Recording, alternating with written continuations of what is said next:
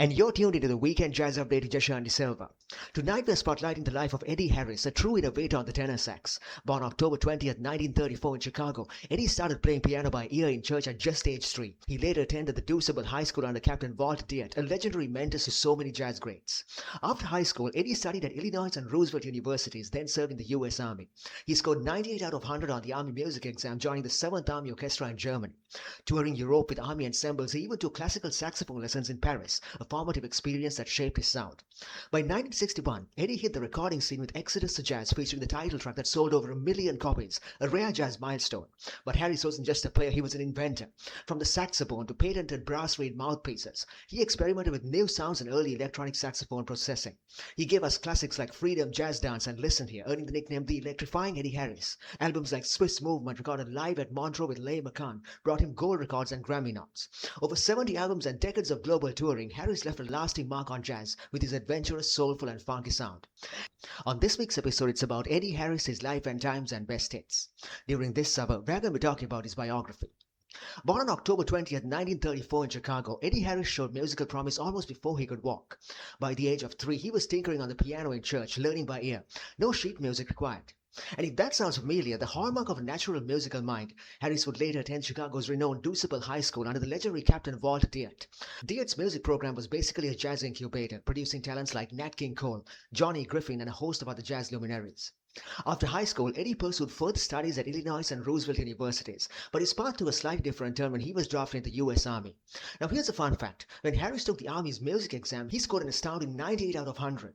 That earned him a spot on the 7th Army Orchestra based in Germany as a tenor saxophonist. He toured Europe with Army jazz ensembles, even squeezing some classic saxophone lessons in Paris. Talk about a formative experience, growing as a musician while traveling across Europe in your 20s. By 1961, Harris was ready to make his mark on the recording scene. He signed with VJ Records and released his debut album, Exodus to Jazz. Now, the title might ring a bell. It was inspired by the film theme Exodus. But this wasn't just any jazz album. The title track single sold over 1 million copies, one of the first jazz records ever to hit that milestone. Critics praised the album for its concise, easy-swinging grooves, and Harris' tenor tone, cool, clear, and inviting, made it instantly recognizable. But Eddie Harris wasn't just content to simply play the saxophone the way he had always been played. He was an innovator at heart. Harris experimented with all kinds of modifications, attaching a trombone mouthpiece, the bassoon vocal, even holding a patent for brass reed mouthpiece. And he was an early adopter of the baritone, an electronic pickup and processor for saxophones, which allowed him to explore new electrified textures. You can hear these sonic experiments on albums like A Study in Jazz and the later Plug Me In, where Harris really stretches the boundaries of what tenor saxophone could do. When it comes to compositions, Eddie Harris gave us some real gems. In 1966, he recorded Freedom, Jazz Dance on the In Sound, a tune that would go on to become a jazz standard and was famously covered by Miles Davis. Then there's a funky, irresistible Listen Here from the electrifying Eddie Harris in 1967, which not only became a hit but also earned him the nickname we all know, the Electrifying Eddie Harris. And electrifying is exactly what it was, both in sound and in spirit. By the late 1960s, Harris had signed with Atlantic Records, and one of the highlights of his career came with Swiss Movement, recorded live at the Montreux Jazz Festival in 1969. Call it with pianist Les McCann. The album featured the socially conscious vocal track Compared to What, as well as Harris's own Cold Dark Time. The record was a massive success, another gold record, Grammy nominated and topping the jazz charts. It captured a live energy that few recordings could match and cemented Harris as a global jazz star. Stylistically, Harris was incredibly versatile. His light, soft tenor tone drew comparisons to legends like Lester Young and Stan Getz, but he wasn't afraid to blend soul, R&B, and straight-ahead jazz. Across his career, he recorded over 70 albums exploring everything from soul jazz to fusion, from funk to what some might call early acid jazz. He led bands around the world, from Montreux to the North Sea Jazz Festival, the Playboy Jazz Festival, and Monterey, leaving audiences electrified wherever he went. Eddie Harris continued innovating through 1970s and 80s, even incorporating vocals and humor into his performances, always pushing the envelope. He passed away on November 5th, 1996 in Los Angeles at the age of 62, leaving behind a legacy as a composer, bandleader, performer, and fearless innovator. His exploratory spirit, his willingness to break barriers, and his ability to fuse different sounds in something entirely his own. That's what keeps Eddie Harris's music alive in our years today. From the early church piano days to electrified sax experiments on stage at Montreux, Harris showed us that jazz is as much about invention as it's about tradition. So next time you hear Exodus to Jazz, or feel the groove on Listen Here, or catch a live rendition of Cold Dark Time, remember, Eddie Harris wasn't just playing music, he was expanding its possibilities. And that's exactly why even decades later, his name still resonates with jazz fans everywhere. And you're tuned into the Weekend Jazz Update with Jashan De Silva. On this week's episode, it's about Eddie Harris, his biography, and best hits. Now it's time for some trendy music news. Coming to you live in your headphones, if you haven't already, make sure to check out our Kevin Peter Jones' latest live album Blues Alley, released January 23rd on Pacific Records. Now here's a drummer who's not just keeping time, he's leading an all-star ensemble. Recorded at Washington DC's legendary Blues Alley during its 60th anniversary season. And get this, Jones is only one of 4 artists ever allowed to record a live album there. On this record, you'll hear Grammy winners Randy Brecker on trumpet and Jeff Lorber on keys, Eric Marienthal on sax, and the late Dean Brown on guitar. Standout track, definitely Wall Talk, a radio-friendly take on Cannonball Adderley's classic, which John even reviewed for MLK Day celebrations. Critics are calling it a high-energy modern jazz fusion treat. If you're into crisp solos, tight ensemble play, and a live vibe that makes you feel like you're right in the room, this one is a must-listen. You can stream it on Spotify or Bandcamp. Links are up on Pacific Records site. And that was some trendy music news on the Weekend Jazz Update with Shani Silva. We're going for a short break. We'll be right back after that. When we come back, we're going to talk about some of Eddie Harris's best albums of all time. Stay tuned. And you're tuned into the Weekend Jazz Update with Jashanti Silva. On this week's episode, it's about Eddie Harris, his biography and best hits. During this summer, we're going to be talking about some of his best albums of all time. Here's a quick recap of what's coming up. We'll start things off with Exodus to Jazz's 1961 debut that turned a movie theme into a million-selling jazz hit. It was smooth, swinging, and had everyone talking about this young tenor sax player from Chicago. Right after that, we moved into his follow-up, Mighty Like a Rose, which built on the same cool jazz soul vibe but added some gorgeous ballads and jazzed-up movie themes.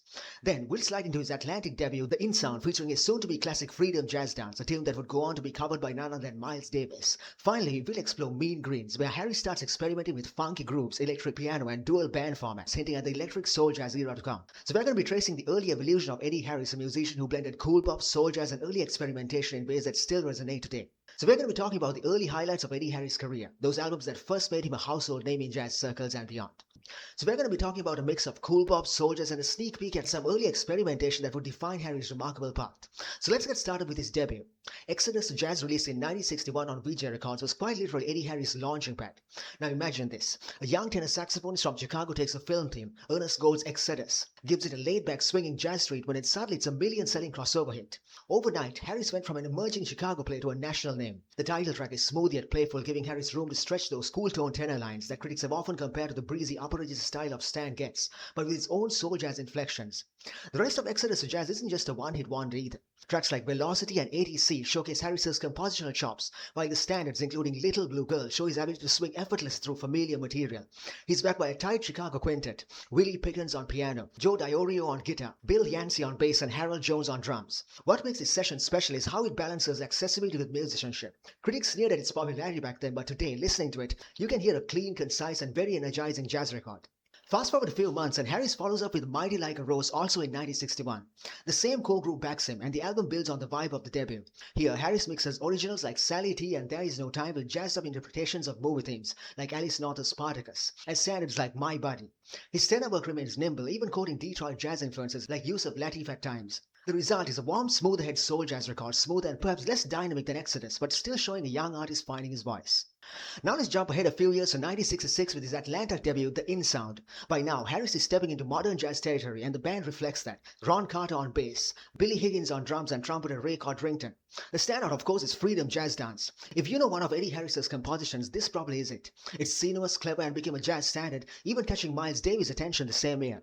The album also features a gorgeous rendition of Love Theme from the Sandpiper and a swinging Love for Sale. What's fascinating is how Harris blends hard bop chops with soulful accessibility. It's like he's walking the line between cerebral jazz and foot-tapping fun. And then we get to Mean Greens, also from 1966, where Harris begins stretching into funky textures. The album splits into 2 bands, a straight-ahead quintet and an organ combo. Here, you can hear him experimenting, not just with grooves but with instruments, even playing electric piano on some tracks. Signature pieces like Listen Here hit at the funky danceable side that would define much of his late 60s and early 70s output. It's a forward-thinking album, giving listeners a taste of Harris the innovator, not just a smooth tenor player. Mean Greens may not have had the instant crossover hit of Exodus, but it's a thrilling listen, full of tight arrangements and playful experimentation.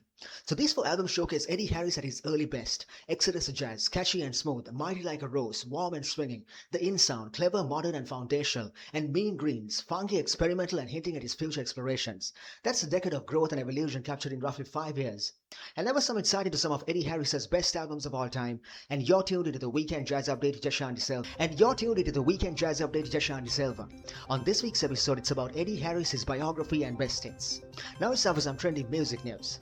So let me introduce you to Martin Wynn's new album Stars, out now on Neville Records. Born in Germany and now holding it down in New York City, Wynn's an acoustic bassist with a flair for post-pop sophistication. This record is dripping with star power, drummer Matt Wilson, clarinetist Einat Cohen, and pianist Kenny Barron all lending their talents, giving the album that top-tier ensemble feel.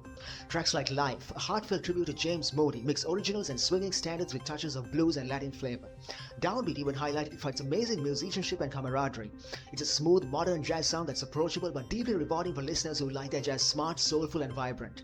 Perfect for a late night session or just to unwind with some intelligent grooves. Stars is now available on Spotify and Bandcamp as one of their anniversary series. So whether you're a seasoned jazz fan or a curious listener, Martin Wynn and his all-star collaborators deliver a set that truly shines.